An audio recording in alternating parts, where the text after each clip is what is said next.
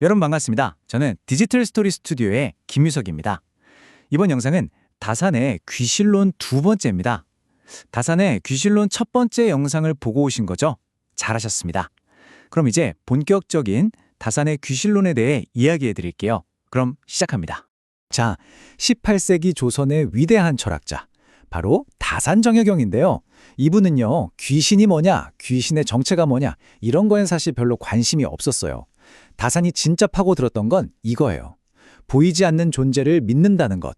이 믿음이 도대체 우리 인간을 어떻게 움직이게 하는가. 바로 그 힘, 거기에 주목한 거죠. 보세요. 이 차이가 정말 엄청납니다.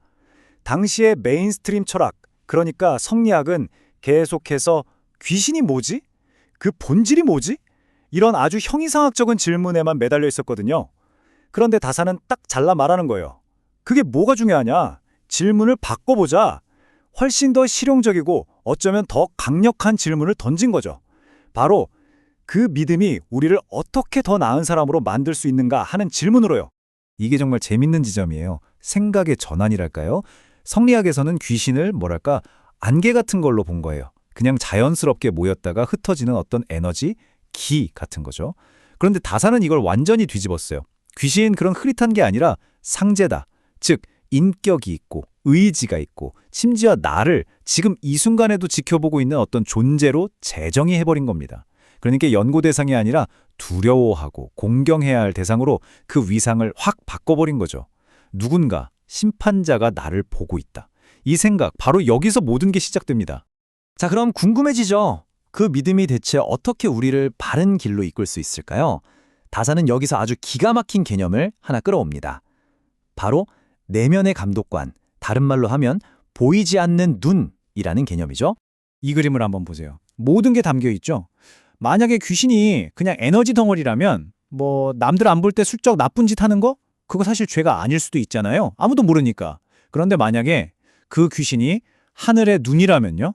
이야기가 완전히 달라지죠. 이 세상에 비밀이란 건 더 이상 존재할 수 없게 되는 거예요. 바로 이 팽팽한 윤리적 긴장감. 이게 바로 다산 철학의 심장입니다. 그리고 바로 이 믿음에서 다산 철학의 가장 중요한 기동이 딱 세워지게 됩니다. 그게 바로 뭐냐? 신독입니다.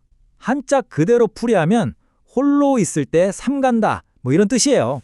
생각해보세요. 아무도 안 보는 캄캄한 방 안에서 나 혼자 있을 때, 그때도 스스로를 지키고 도덕적으로 깨끗할 수 있는 그 힘, 다산은 그 힘이 어디서 오느냐? 바로 항상 나를 지켜보는 절대자가 있다는 믿음에서 온다고 본 겁니다. 이게 바로 진짜 자기 수양의 시작점이라는 거죠. 남에게 보여주기 위한 게 아닌 진짜 나를 위한 수양이요. 자, 그럼 이런 철학이 그냥 머릿속에만 있는 거냐? 아니죠. 실제 생활에 어떻게 적용되는지 한번 볼까요? 대표적인 게 바로 제사 문화예요. 다산은 당시에 허례허시 가득한 제사를 아주 과감하게 뜯어고치고 싶어 했어요. 유명한 말이 있잖아요. 살아계실 때 고기 한 점 드리는 게 돌아가신 뒤에 산의 진미 올리는 것보다 낫다. 핵심은 뭐예요? 음식이 아니라는 거죠. 바로 마음, 그 진정성 하나라는 겁니다. 다산의 생각은 이거예요. 조상의 영혼은 말이죠. 오직 지극한 정성에만 감응한다는 겁니다. 그러니까 남들한테 보여주려고 막 화려하게 차리는 제사상? 그건 오히려 조상을 욕되게 하는 짓이라고 아주 강하게 비판했어요. 껍데기는 다 버리고 본질, 그 마음에만 집중해라. 정말 강력한 메시지죠. 자, 이렇게 개인의 수양에서 시작된 신독 정신은 여기서 멈추지 않습니다. 다산은 이걸 사회로, 특히 공직자들의 세계로까지 쭉 확장시키는데요. 그 이야기가 바로 그 유명한 책 목민심서에 아주 자세하게 담겨 있습니다. 공직자들이 부패하지 않게 만드는 첫 번째 방어선, 그게 바로 사지, 즉 네 가지가 안다는 원칙입니다. 예를 들어 누군가 뇌물을 쓱 건네면서 이거 아무도 모릅니다, 나리.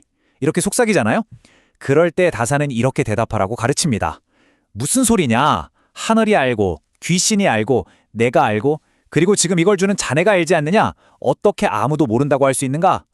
이 세상에 완벽한 비밀은 없다는 것, 내 행동에는 항상 최소 4명의 목적자가 있다는 사실을 마음속 깊이 새기라는 겁니다. 제가 다산의 청렴론을 정말 대단하다고 생각하는 이유가 뭐냐면요. 이게 그냥 착하게 살아라 같은 도덕적인 구호에서 끝나지 않는다는 거예요. 다산은 청렴이야말로 가장 실용적이고 어떻게 보면 가장 남는 장사라고 주장합니다. 생각해보세요. 어리석은 사람은 눈앞에 뇌물 몇 푼에 혹해서 결국엔 명예, 자리, 모든 걸 다 잃어버리잖아요. 하지만 진짜 지혜로운 사람은 장기적으로 보고 청렴을 선택해서 결국 더 큰 걸 얻는다는 거죠. 크게 탐하는 자는 반드시 청렴해야 한다. 이 역설 정말 기가 막히지 않습니까? 그럼 어떻게 해야 청렴을 지킬 수 있을까요? 다산은 아주 구체적인 전술 두 가지를 제시합니다. 첫째, 사환. 이게 뭐냐면 정의라는 핑계로 들어오는 아주 사소한 선물부터 딱 잘라 거절하라는 거예요. 왜? 그게 바로 부패의 씨앗이 되니까요. 둘째, 전용. 생활 자체를 검소하게 해서 애초에 뇌물의 유혹에 흔들릴 필요가 없게 만드는 겁니다. 내 경제력이 탄탄하면 굳이 남의 돈에 손 벌릴 일이 없다는 거죠. 정말 현실적인 조언 아닌가요? 자, 그런데요. 수백 년 전 다산의 이런 가르침이 과연 오늘을 사는 우리에게도 의미가 있을까요? 어떤 의미가 있을까요? 이 슬라이드를 보시면 다산 철학의 현대적인 가치가 한눈에 보입니다. 다산에게 청렴은 그냥 개인의 착한 마음씨 이런 게 아니었어요. 이건 사회 전체에 신뢰라는 자본을 쌓고 지켜내는 아주 고도의 기술이었던 거죠. 사지를 통해서는 내면의 양심을 지키고 실용적인 판단으로 최고의 전략을 세우고 또 검소함과 공정함으로 우리가 사는 공동체를 건강하게 만드는 것. 이 모든 게 연결되어 있는 겁니다. 다산이 말했던 그 보이지 않는 눈 있잖아요. 이걸 오늘날의 언어로 한번 바꿔볼까요? 뭘까요? 바로 투명성, 감사 시스템, 그리고 SNS 같은 대중의 눈이 아닐까요? 스스로를 단속하고 규율하는 다산의 신독 정신은 21세기에 그토록 중요하게 여기는 리스크 관리, 그리고 사회적 신뢰의 가치와 정확히 같은 곳을 향하고 있는 겁니다. 그래서 결국 우리는 마지막으로 이 질문을 스스로에게 던져봐야 합니다. 여러분의 행동을 결정하는 여러분 내면의 감독관은 누구인가요? 여러분의 그 어두운 방에는 과연 누가 있습니까? 진정한 청렴, 그리고 진정한 리더십은 바로 거기, 아무도 보지 않는 그곳에서 시작되는 것이니까요.